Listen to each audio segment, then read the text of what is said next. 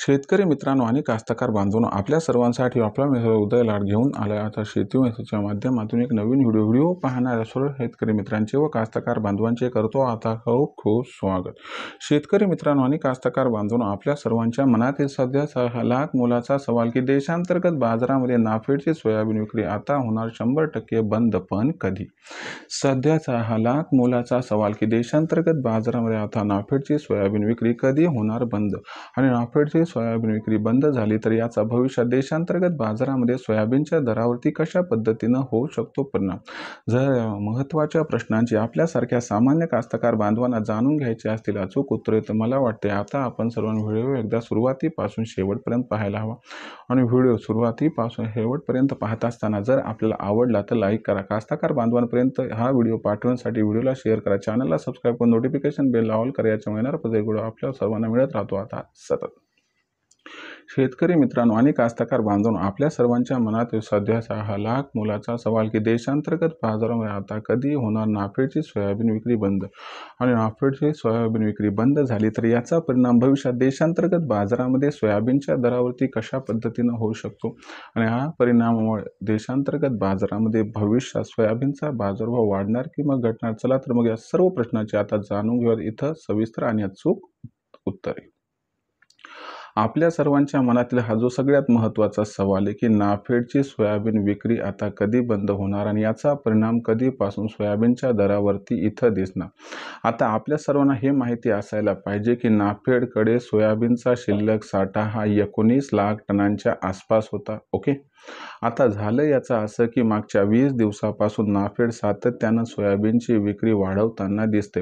याच्यामुळे जो सोयाबीनचा बाजारभाव 4500 रुपये प्रति क्विंटलच्या दिशेनं आगेकूच करू लागला तो आता सध्या कोसळलाय आणि बाजारभाव सध्याच्या कंडिशनला 4000 ते 4200च्या दरम्यान येऊन ठेपलाय.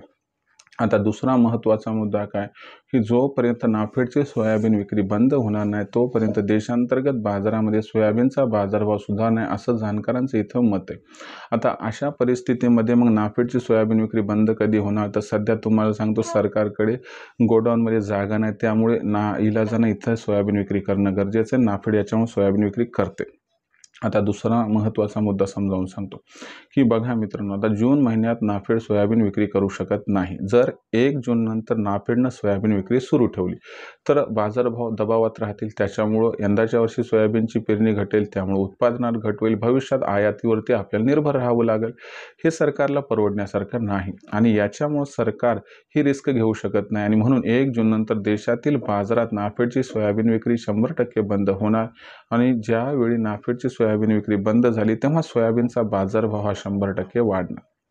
आता महत्त्वाचा मुद्दा लक्षात घ्या की याच्यामुळे सध्या जो सोयाबीनचा भाव आहे तो 4000 ते 4200 दरम्यान, तर ही बाजारभाव पातळी जूनच्या 1 तारखेनंतर 4500च्या आसपास सोयाबीनच्या दराला घेऊन जाऊ शकते. फक्त विक्रीचा विचार करत असाल तर मला वाटतं इथून 2-3 आठवडे थांबा, तुम्हाला 2-300 तेजी मिळणार, तिथं सोयाबीनची विक्री करा, ज्यामुळे होईल फायदा. पण जेव्हा केव्हा विक्री कराल तेव्हा ओरिजिनल पावती घ्या, ज्यामुळे भविष्यात भावांतर योजनेचा फायदा आपल्याला मिळू शकतो.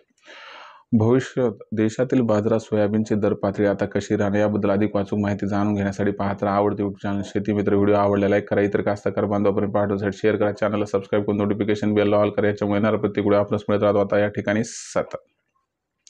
शेतकरी मित्रांनो, अशाच एका नवीन व्हिडिओसह आपला मित्र उदय लाड आपल्या सर्वांना आवडते यूट्यूब चॅनल शेती मित्र नियमित मिळत राहील. तोपर्यंत सर्व शेतकरी मित्रांचे कास्तकार बांधवांचे बळीराजाचे आजच्या वेळेत मानतो आता खूप खूप आभार.